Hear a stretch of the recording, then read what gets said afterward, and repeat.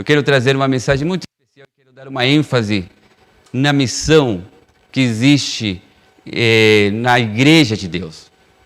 E antes disso, eu gostaria de pedir para que você, onde você estiver neste momento, feche seus olhos. Vamos fazer uma pequena oração aqui, tá bom? Oremos. Querido e eterno Deus, Pai maravilhoso, que bênção, Deus, estamos aqui em tão boas circunstâncias, podendo mais uma vez nos alimentar da Tua palavra, que é tão importante para nós, na nossa vida espiritual, Pai. Pedimos, ó Deus, que o Teu Espírito Santo conduza o sermão nesta manhã e toda a programação que foi aqui projetado, que está sendo projetado, que o Senhor, ó Deus, possa abençoar para que se sintam saciados, felizes e com a certeza de que ouviram a Tua voz. Nós oramos em nome do Teu Filho amado Cristo Jesus. Amém, Senhor. Estou muito feliz, 2021, primeiro sábado, e eu fui escalado aqui para trazer a mensagem, fico muito feliz, muito lisonjeado. Eu sempre estou falando isso para as pessoas, olha, eu estou muito honrado mesmo, muito feliz de poder fazer parte dessa equipe maravilhosa, estar aqui ao lado dos meus amigos que está aqui, Rubens, né? O Expedito, o Silvio, e todo o pessoal aqui, Hermínio, Marquinhos, né? O Cilso, Lucas também que está aqui com a gente, né? O Alex também. Desculpa, meu colega abaixo do coral. E todos estão aqui para auxiliar, para juntos fazermos uma transmissão boa, algo maravilhoso. Queridos, você e eu, o tema nosso deste sermão, inclusive vai ser projetado no monitor para a gente ir acompanhando as mensagens, os textos que estarei colocando aqui. O tema vai ser: fomos criados para cumprir uma missão. Exatamente, queridos. Você e eu fomos criados para fazer parte de uma missão. Olha que bênção, queridos. Fomos criados para cumprir uma missão. E o texto bíblico, que está no livro de Lucas, no capítulo 19, versículo 10, olha o que diz aí: o Filho do Homem veio buscar e salvar o que estava perdido. Olha que coisa maravilhosa. Todo o ministério de Jesus se centrou nesse objetivo: buscar e salvar o que estava perdido.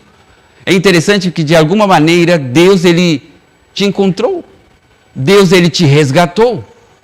Da onde você estava, Deus te trouxe. Jesus, ele criou um plano de salvação para toda a humanidade. Certa vez, num culto, enquanto o pastor estava pregando, alguém levantou a mão e disse: puxa, mas a gente já nasce pecador. Como é que a gente pode ser salvo? Se a gente já é pecador, já estamos condenados, porque o salário do pecado é a morte. E aí então o pastor responde para ele: pois Jesus já morreu pelos seus pecados. Logo que o pecado entrou, Jesus já pagou o preço. Quando você nasceu pecador, mas já nasceu salvo. E já nasceu para fazer uma missão, para fazer parte deste trabalho missionário tão importante, queridos. Assim, Lucas resume a missão de Jesus: buscar e salvar. Todo o ministério de Jesus se centrou neste objetivo. E olha que coisa interessante. Fomos criados para cumprir a missão. Mais profunda que a necessidade de comida, ar ou água é a nossa necessidade de saber que a nossa vida vale para alguma coisa. Você e eu fomos criados para ter uma missão na vida, não simplesmente para viver no automático. Na maioria das vezes as pessoas vivem só no automático, ou seja, levanta, vai realizar o seu trabalho, vai para a igreja, volta para casa e assim sucessivamente. Mas Deus, ele tem um propósito muito mais abrangente para cada um de nós. Olha, Martin Luther King, este grande homem que lutou contra a segregação racial na sua época, ele já dizia: o homem que não descobriu algo pelo qual morrer, ele não está preparado para viver. Este jovem que foi assassinado aos 39 anos, não ficou sentado apenas assistindo a injustiça que estava ao seu redor, a segregação racial nos Estados Unidos era fortíssima. Dentro de um coletivo, de um ônibus, o negro deveria se sentar no fundo e os brancos na frente. Em locais públicos havia banheiros para brancos e banheiros para negros. E ele não quis ficar de braços cruzados e ele começou a fazer um grande movimento. Existe um documentário da vida dele, Selma. Assistam, veja toda a trajetória que este homem realizou dentro daquilo que constou, dentro daquilo que ele teve, dessas ferramentas que ele tinha, com suas limitações, mas ele foi para frente, percebe?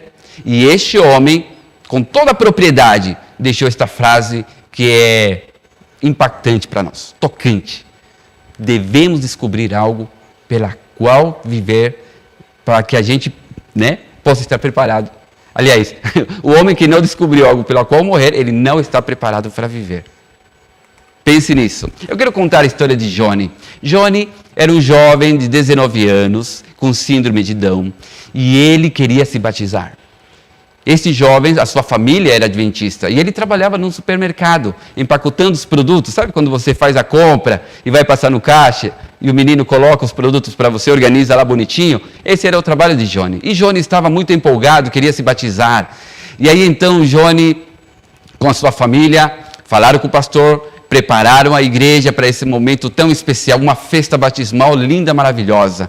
O coral cantando, a igreja estava cheia, o tanque batismal decorado, o pastor estava ali dentro já esperando. E aí então Johnny entra com os olhos emocionados, todo mundo emocionado naquele momento especial. E aí então o pastor faz a fórmula batismal e mergulha Johnny na água. E quando traz de volta o Johnny, festa. Que festa maravilhosa. Todos emocionados, com os olhos marejados. E aí então Johnny olha para o pastor e diz: pastor, e o que eu faço agora? E aí rapidamente o pastor diz: Johnny, vai e cumpre a missão. Não demorou muito, Johnny foi para sua casa com sua mãe, e ali eles conversando, falaram assim: vamos fazer o seguinte, mãe, vamos procurar versos que falem de esperança. E então eles começaram a procurar esses versos, recortaram, fizeram cartãozinhos, imprimiram a noite toda. Ao dia seguinte, Johnny vai para o seu trabalho, leva os cartãozinhos, e toda vez que alguém passava no caixa, ele colocava um cartãozinho. E aí ele dizia o seguinte, Johnny dizia assim: olha, eu coloquei aí uma mensagem de esperança para que você tenha um ótimo dia e obrigado por comprar conosco. E a pessoa ia feliz da vida. Chegava lá e olhava a mensagem de esperança. Olha que coisa bacana. Johnny estava fazendo um trabalho maravilhoso. Johnny disse à sua mãe que sua missão era que todos os que passassem por aquele caixa não voltariam às suas casas sem uma mensagem de esperança. O que Johnny estava fazendo, meus queridos? Johnny estava fazendo o quê? Cumprindo a missão.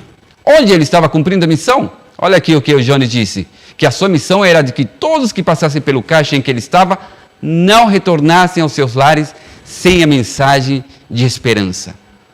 E Johnny inicia a sua missão onde? No seu trabalho, ali onde ele estava.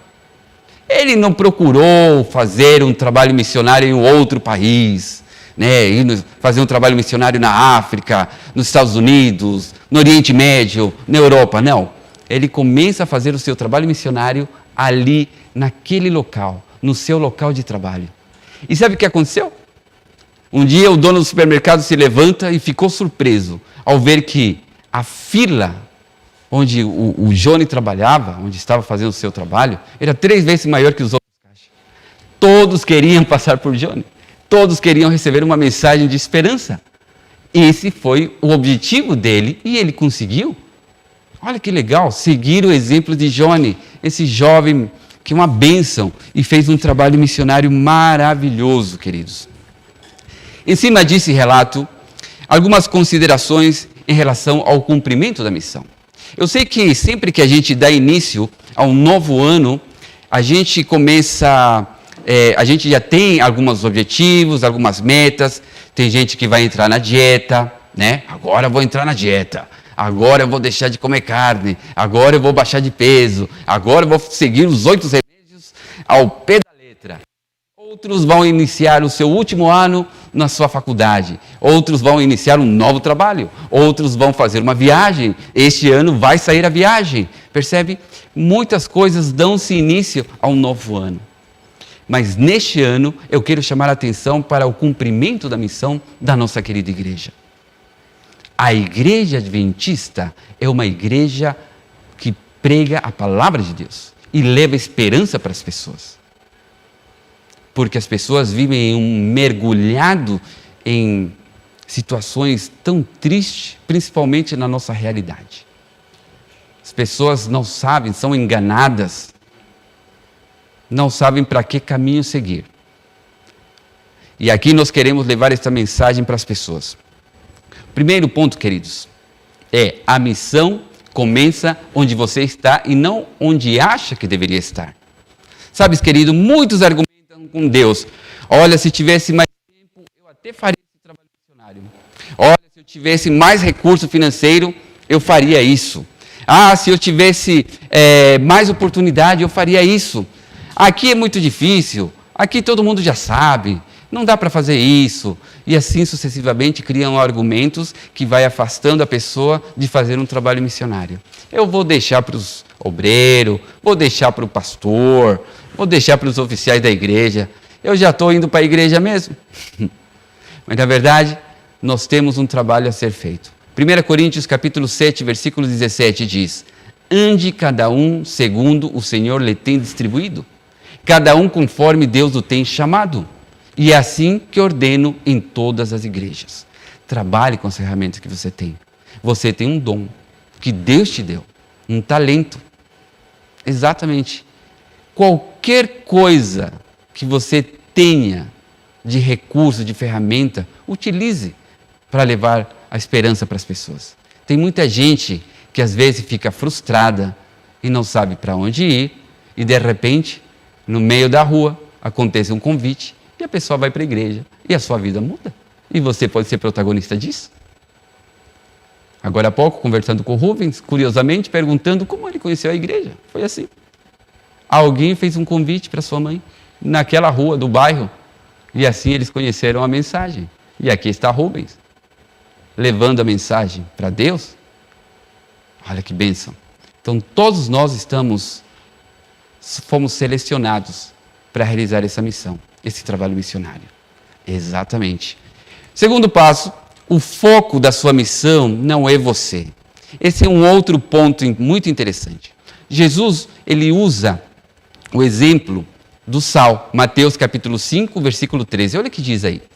Vós sois o sal da terra.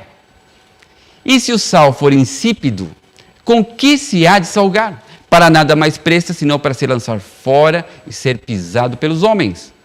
O sal, ele tem um objetivo, que é o quê? Salgar? Não, é dar sabor. Ninguém que vai para uma refeição, que acaba de fazer uma refeição, um almoço, esses almoços tão gostosos de sábado, né? Diz, nossa, que sal gostoso que estava aqui hoje. Ninguém fala isso. Não. As pessoas falam, nossa, mas que arroz saboroso. Que feijão gostoso, né? Aqui no Brasil você come muito arroz e feijão. Que delícia comer arroz e feijão. Ninguém faz um arroz e feijão mais gostoso que o Brasil, né, gente? Arroz e feijão, macarrão, lasanha. Enfim, nós não sentimos o gosto do sal, né? Nós sentimos o sabor. O sal, ele se perde para algo muito mais glorioso. O sal tem que sair do saleiro, meus queridos, para dar sabor. Porque se não fizer o seu objetivo, para que você vai usar sal? Para deixar pendurado, sei lá. Não serve para nada. O sal é para dar sabor. E é por isso que ele faz essa comparação com os seus discípulos. Vós sois o sal da terra, para dar o sabor. E isso, quando a missão se centra em você, queridos, ou em sua igreja, ela se converte em uma missão enganosa. Percebe? A missão, ela sempre aponta para fora de você.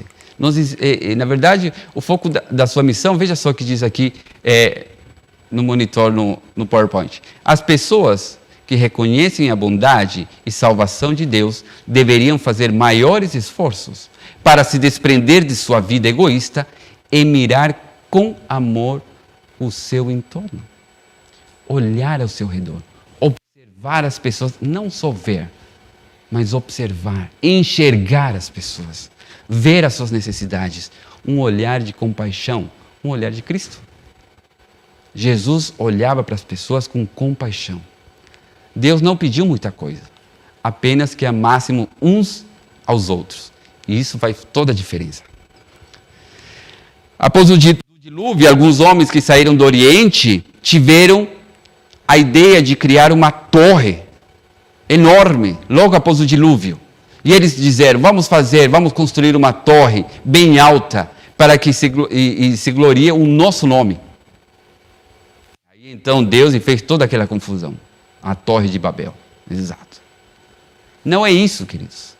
Deus, Ele quer que a mensagem se espalhe e não que fique concentrado no local só. Tem que ser diluído, espalhado, como folhas de outono. Pergunto, para que faço o que faço? Para tornar célebre o meu nome? Eu canto para me engrandecer? Eu prego para engrandecer a minha eloquência?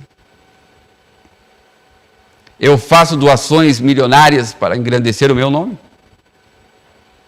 Por que eu faço isso? Tudo que é feito aqui é para engrandecer e glorificar o nome de Deus, para a salvação das pessoas. E a igreja, ela faz um trabalho para fora. Percebe? Se não é encontrado o objetivo principal, a missão se torna enganosa. Mesmo que seja uma missão boa, ela se centra em você e se torna uma missão egoísta. Percebe? Então, se perde e se torna enganosa a missão. Por isso que o terceiro ponto, o propósito da vida é cumprir a missão, certo? Olha só, eu quero falar um pouco sobre Billy Sunday. Billy Sunday é um pregador do século passado, uns 100 anos atrás. E este homem, ele pregava incessantemente. Os seus locais eram cheios. Muitas pessoas iam assistir os seus sermões, queridos. E ele era um pregador bem inusitado. Ele se movimentava, colocava o pé no púlpito e ia para lá e para cá e falava sobre o Power America, Unite, Power White e tudo mais. Era muito, digamos assim, patriota no sentido de ser americano, e a pregação era muito voltada nesse sentido. Pode ver que aí dizia Billy Sunday, fight the devil, lutava contra o demônio na hora que ele estava pregando. Mas olha a mensagem dele. O que ele dizia? A melhor coisa para você era ouvir a sua mensagem, assistir às suas pregações, sair para a rua e ser atropelado por um caminhão gigantesco e assegurar sua salvação. Imagina isso. Agora eu estou salvo, então posso morrer. Vou morrer salvo. Então a pessoa, de repente, imagine se essa ideia ficasse marcado mentalmente, e aí as pessoas decidissem fazer isso. Todo mundo saindo em frente de um caminhão para morrer salvo. Mas ser salvo e morrer não era o plano A de Deus, de forma alguma. O seu plano A é que depois de aceitar a Deus e receber a sua graça salvadora, você e eu tenhamos agora uma missão. Sim. Martin Seligman, ele escreveu em seu livro Felicidade Plena, ou também tem Felicidade Autêntica, o título. Ele diz assim: podemos optar por uma vida apacível, buscar a vida boa, mas a melhor vida é quando usamos nossas forças para cumprir uma missão. E a vida está cheia de significado quando temos uma missão, queridos. Você pode ter a sua vida tranquila, mansa e suave. Tranquilamente viver assim, de boas, como se diz. Mas quando a sua missão, quando a sua vida tem uma missão, a felicidade é outra. Você tem um objetivo. Salvar e ajudar as pessoas. Quantas histórias nós temos de pessoas que decidiram sair da sua zona de conforto e realizar um trabalho árduo, missionário, que nada tinha de vantagem. Os Médicos Sem Fronteiras, jovens médicos que se propõem a ir aos lugares mais extremos deste mundo para levar a saúde para as pessoas que não têm acesso a hospitais, não têm acesso aos médicos. Eles vão realizar uma missão? Quantos? O trabalho da Maranata, por exemplo. O objetivo é levar a mensagem para as pessoas que vivem situações difíceis. Construir uma igreja, levar um bloco. E quantas pessoas são tocadas e transformadas por isso, queridos? Então, o quarto ponto. São 4 pontos que eu quero abordar com vocês, queridos. A missão, ela se relaciona com suas inquietações mais profundas. É aí que está a chave da coisa. Exatamente. Você pode ser intelectual, você pode ter uma boa eloquência, você pode ter vários dons, mas se você não tiver uma força de vontade, você não sai do lugar. Você precisa ter um motor, né? E quem sabe, a missão ela se relaciona com suas inquietações mais profundas. Eu te pergunto, o que mais te incomoda neste mundo em que nós estamos vivendo? Te incomoda o baixo percentual de cristãos no bairro onde você mora? Te incomoda o fato de ver pessoas sofrendo sem esperança? O seu vizinho que está ali do lado, que está sempre brigando com a sua esposa e você fica ali somente ouvindo? Isso te incomoda? Te incomoda ver as motocas fazendo barulho na rua? Te incomoda? Te incomoda aquele carro de som que passa em frente da sua casa? Hã? Na verdade, a gente às vezes, seguindo o instinto humano, a gente quer, tomara que o carro quebre, que bata, sei lá. Mas na verdade, o desejo de Deus é que esses jovens sejam transformados para a honra e glória de Deus. Haja uma mudança. E em vez de tocarem músicas altas, possam tocar louvores a Deus. Olha que diferença. Não é verdade? Olha, a missão se relaciona com suas inquietações mais profundas. E a pergunta, meus queridos, e eu quero mostrar para vocês algumas pessoas, seres, que se sentiram incomodados com algumas coisas e tomaram iniciativa. Obrigado. A Jesus lhe incomodava a perdição humana, e ele veio para isso, para salvar, queridos. A Noé lhe incomodava a depravação em seus dias, em construir uma arca, ficou à disposição de Deus, Deus o escolheu e ele fez a arca. A Moisés lhe incomodava a opressão do seu povo, ele era príncipe lá do Egito, ele poderia ficar tranquilamente aqui e dizer, aqui é o meu destino, é aqui que eu devo ficar, mas não. Ele estava incomodado com isso e se colocou nas mãos de Deus. A José lhe incomodava a fome da terra. A Martin Luther King lhe incomodava a opressão dos afro-americanos. A Johnny lhe incomodava as pessoas que passavam todos os dias pelo caixa em que ele ficava. E ele realizava esse trabalho. E é disso que nós estamos falando. E a você, o que é que lhe incomoda, queridos? O que é que te incomoda para que você possa sair da zona de conforto e realizar o trabalho missionário? Levar esperança para as pessoas. Esse livro é uma oportunidade. O livro da esperança que entregamos todos os anos pode ser a chave da porta que vai abrir de uma família. Entregue só um livro. Só um livro. Eu me lembro quando eu realizei veio um desses projetos, o livro missionário, e um desses projetos era o livro viajante. Então a gente tinha um livro e quando você abria no índice, tinha uma etiqueta que explicava o projeto. Esse livro aqui não é para você ficar com esse livro. Você vai ler e vai deixar num ponto público e alguém vai pegar, vai buscar e vai levar e assim por diante. E eu deixei esse livro no banco de Bradesco ali na Granja Viana. E eu me lembro que estava ali numa salinha de espera, né? Porque a gente cuidava dos condomínios e esperava o gerente. E nesse momento eu coloquei o livro ali onde estavam todas as outras revistas. Isso foi, acho que uma quarta, quinta-feira. Chegou o final de semana e na segunda-feira, quando voltei naquele banco, para minha surpresa, eu estava na fila e de repente eu vi uma mulher carregando o livro. que eu deixei lá. E ela estava com as suas bolsas, seus pertences e o livro aqui exposto. E ela conversando com o gerente, e eu percebo que ela começa a ir embora e levar o livro. Então ele entendeu o que era, o que ela deveria fazer.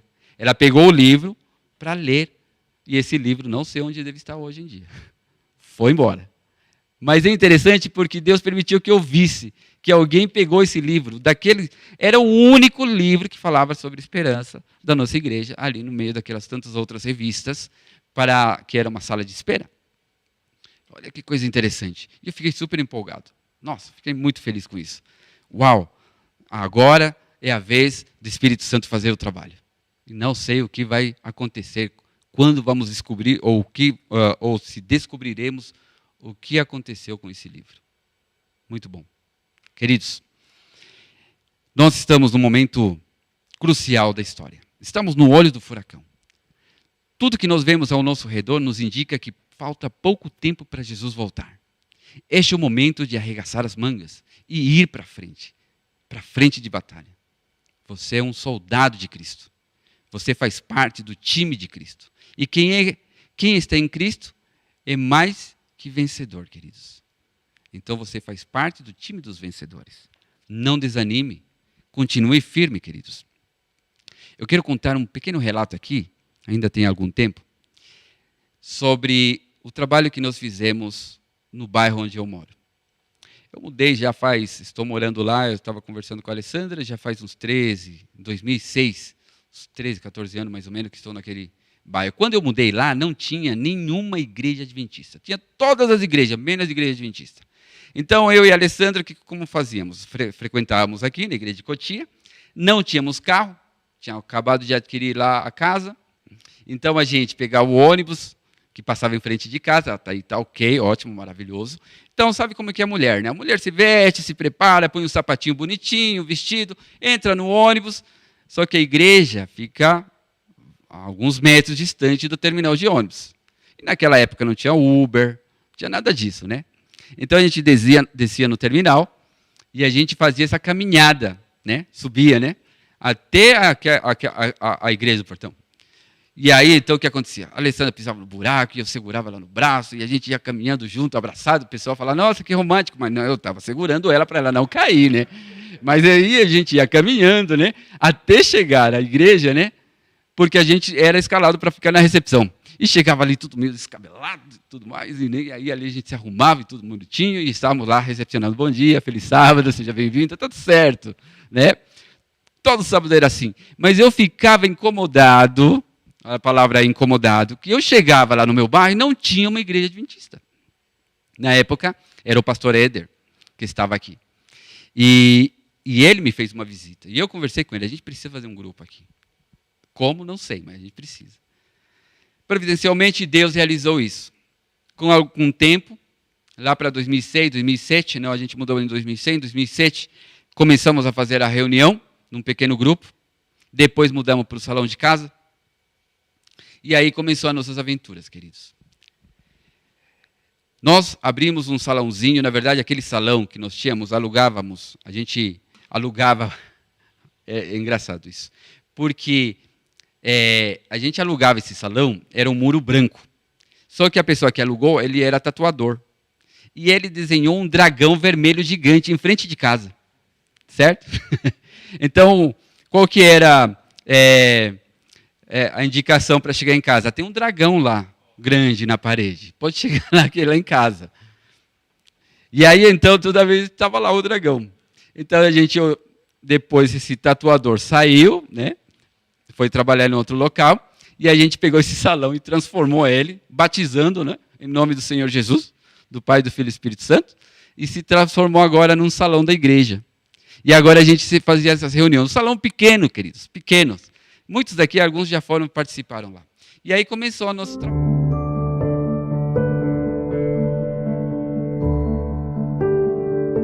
Nós, ok, deu uma mudada aqui. O que mais te incomoda, certo? Então, a gente estava fazendo o salão, abrimos a igreja, tudo mais. Esses 3 pontos que aqui eu vou citar agora para mostrar algumas imagens de lá. A missão, então, queridos, começa onde você está. a missão está sempre ao redor de você, a missão lhe dá sentido à sua vida. Você não pode viver, não pode ser um cristão se não tiver e não realizar a missão, o trabalho de Deus. Antes de continuar a minha história aqui, eu quero trazer uma estatística. Essa estatística eu retirei com o pastor Nonato, que na época ele era responsável pelo ministério pessoal na América do Sul, e a gente realizou um trabalho muito bom. Olha só que curiosidade aqui, queridos. Uma pausa na história, tá bom? Quando alguém vai se batizar na igreja, no seu primeiro ano de batismo, ele tem no mínimo 20 amigos não adventistas. 20 não adventistas. Mas com o passar do tempo, as pessoas vão perdendo as suas amizades de fora da igreja. Chegando ao ponto de ficar sem nenhum amigo não adventista. Sabe, amigo de ir na sua casa, de vocês conversarem, de vocês saírem. Esse amigo não tem mais. No 7º, 8º ano, acabou. Todos os amigos agora estão centrados na igreja. E olha que coisa. Alguém perguntou uma vez na igreja, quantos aqui têm amigos não adventistas? E um membro levantou o braço e disse com todo orgulho, eu não tenho nenhum amigo não adventista, graças a Deus. É uma resposta positiva ou incorreta? Queridos, para quem iremos pregar? Para quem iremos levar a mensagem? Para nós mesmos? Para os próprios adventistas? Tá certo? Nós precisamos nos alimentar, com certeza. Mas a mensagem de Deus, ela deve tocar as pessoas que ainda não foram tocadas. Por isso é que a igreja, queridos, ela tem um chamado, 2 chamados. A primeira, a igreja é chamada para fora do mundo para ser redimida. O segundo chamado, então, ela é colocada de volta no mundo para alcançar e transformar o mundo. Percebe? É como aquela corrida de bastão, que as pessoas vai correndo e vai entregando o bastão para um e o outro vai entregando para o próximo que está na frente. É assim que funciona. A gente recebe o bastão, a gente passa o bastão. A mensagem de Deus, ela deve ser disseminada, como Jesus disse. Devemos realizar isto. Este é o coração do crescimento da igreja de Deus. É uma igreja que busca, que leva a mensagem. Precisamos vencer a cultura da acomodação. A igreja é muito treinada, as pessoas são treinadas tão bem para o trabalho, que elas não querem mais pescar. Preferem centrar o foco tudo internamente. Mas a igreja, ela precisa sair para fora. Sair para fora. Gênesis, capítulo 3, versículo 9. O que nós temos aí? A história de um Deus que busca. Um Deus que vai atrás. Quando uma igreja deixa de ser uma agência evangelística na missão de Deus que busca, essa igreja deixa de ser a igreja verdadeira, porque a missão está no coração de Deus, do Deus que busca. Percebe? Do Deus que busca. Qual o propósito da igreja adventista do 7º dia, queridos? 3 pontos. No livro de 1 Pedro, capítulo 2, versículo 9, está escrito, vós sois nação santa, raça eleita, sacerdócio real, para levar as virtudes para as pessoas. Isso nos dá a incumbência de tornar conhecido o caráter de Deus para as pessoas. O caráter de Deus. Apocalipse, capítulo 14, versículo 6 a 12, a mensagem dos 3 anjos, ou seja, temos o objetivo também de proclamar as 3 mensagens angélicas. E o livro de Mateus, capítulo 28, versículos 19 a 20, Jesus ele diz assim, fazei discípulos. Fazer discípulo de todas as nações, de todos os grupos culturais. Todos os grupos culturais. Dentro da nossa sociedade existem várias comunidades diferentes, que precisam ser alcançadas também. Há pouco tempo entregamos alguns folhetos, e entreguei para um rapaz que fazia parte de um grupo de skatistas, lá em Itapevi. E esse jovem me disse, me passa aí seu endereço de Facebook, que eu sempre quis fazer um trabalho missionário aí com o pessoal da igreja e tal. E aí a gente trocamos aí figurinhas. Comunidade diferente, jovens skatistas que também têm interesse em fazer um movimento. E aí nós aproveitamos para levar a mensagem de Deus também para que elas também possam ser transformadas. É isso, queridos. Aqui está a foto do pequeno grupo, quando nós começamos no Jardim Japão. Veja que é um grupo pequeno. 50% não são adventistas. São pessoas que foram convidadas aleatoriamente e aceitaram o convite. Essa moça aí de azul não é da igreja. O menino lá atrás, que está sem cabelo, que é o meu amigo Maico. Este jovem tem uma história fenomenal que, quando tiver mais tempo, eu vou contá-lo. Ou seja, nós temos aí ex-presidiários, nós temos aí pessoas que estão saindo de uma outra denominação. E esse salão era uma igreja que não tinha placa, queridos. Nós não tínhamos placa. E aí, então, dentro desse pequeno grupo, nós realizávamos a entrega de livros. Veja só a quantidade de pessoas. Pequenas, poucas pessoas, né? Aí tem o René, que acabou se batizando através do estudo bíblico, que é esse jovem que está sentado, segurando o livro. O nosso amigo Quebra-Queixo, né, que está sempre com a gente. Aí mudamos para um salão um pouco maior, né? Você perceba que é mais comprido, né? Mas mais pessoas vieram, tá? E aí foi que nós conhecemos esta mulher, a Marisa. A Marisa que, olha como, vou contar só a história dela, coisa rápida aqui, tá, gente? A história dela é a seguinte, ela participava de outras denominações.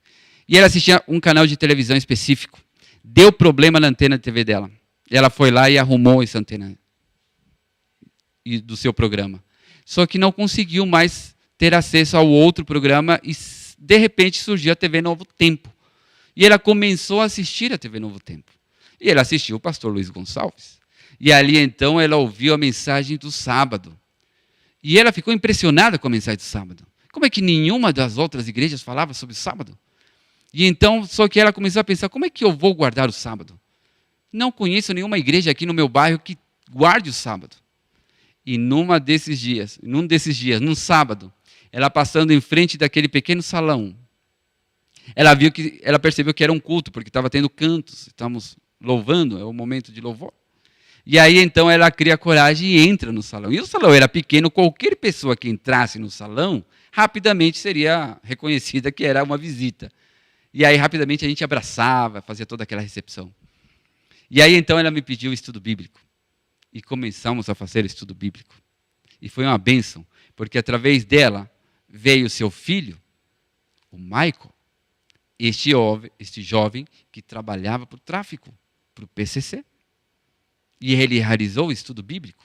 Aqui, nesta imagem, nós vemos um apelo, ele está ao lado da sua mãe, num apelo do meu amigo Richard, esse obreiro peruano, que passou por alguns momentos ali em Cotia, aliás, lá no Jardim Japão. Realizou um chamado, e ele aceitou ali o apelo, e logo começamos a fazer o estudo bíblico. Aqui ele ainda não era batizado, mas ele estava totalmente já adepto à mensagem de Deus. Mais para frente eu vou contar a história dele. Logo mudamos para um salão muito maior e realizamos uma grande conferência. Fizemos um trabalho de divulgação e foi um trabalho com o pastor Cirilo, com a associação, e realizamos um lindo trabalho de uma conferência, de um evangelismo, que foi uma semana de evangelismo, e onde vieram mais de 200 a 300 pessoas todas as noites aí nesta igreja. Foi uma bênção esta programação. Ali no bairro do Jardim Japão, naquele endereço que eu mostrei para vocês, na rua Mendiçá, 361, no bairro do Jardim Japão, que é onde é a minha casa, e ali nós fizemos esse trabalho durante 10 anos. E é por isso que poucas vezes a gente se via aqui. Eventualmente via o Marquinho, alguém da igreja, nos cumprimentávamos, né? Falava, está sumido. A gente estava aqui, nesse lugar, realizando esse trabalho. Hoje a igreja do Jardim Japão, faz parte do distrito da Clínica Vida Natural, está numa igreja chamada Sorocamirim, num projeto em que eles vão arrecadar um fundo para comprar um terreno no bairro do Jardim Japão, porque o Sorocamirim é um outro bairro, perto, mas é mais distante do bairro principal, e ali então eles vão construir a igreja, e mais para frente as coisas vão acontecer. Então nós vemos aqui o grande trabalho missionário realizado apenas por uma família que se disponibilizou para fazer isso ali no bairro. Hoje todo mundo conhece a igreja, eu sou o pastor do bairro Jardim Japão, todo mundo me chama de pastor, me vem como pastor por todos os trabalhos que nós realizamos ali no social, E eu fico feliz por isso, né? Porque eu sempre quis ser pastor também, né? E hoje nós tivemos a oportunidade de fazer esse trabalho missionário tão bonito. E eu acho que você também tem essa disponibilidade. Se você tiver essa disponibilidade, Deus vai te usar grandemente, queridos, para realizar grandes obras. Coloque-se na sua mão neste ano de 2021. Então, faça uma dupla missionária, crie um grupo, um pequeno grupo, realize visitas, procure o corpo doncionado para fazer estudos bíblicos, para aprender a fazer estudos bíblicos, que seja qualquer coisa, para a gente poder fazer um 2021 mais evangelístico, alcançar mais pessoas que estão já debilitadas, fragilizadas com tudo que aconteceu, pessoas que perderam entes queridos. Então, que nós possamos orar por essas pessoas, orar por você, ore também por nós. E lembre-se, queridos, essas são pessoas que foram batizados pelo trabalhos, ali está Michael com a esposa e outras pessoas, batismos que foram realizados através do trabalho do Jardim Japão. Pessoas até de Rondônia, que era a avó da minha esposa. Ellen White, ela escreveu, sobre todos que crê, Deus colocou a responsabilidade de fundar igrejas. Você e eu somos uma igreja. Então não esqueça, vamos realizar esse trabalho. Você e eu podemos mudar a vida das pessoas através do nosso testemunho e das nossas mensagens.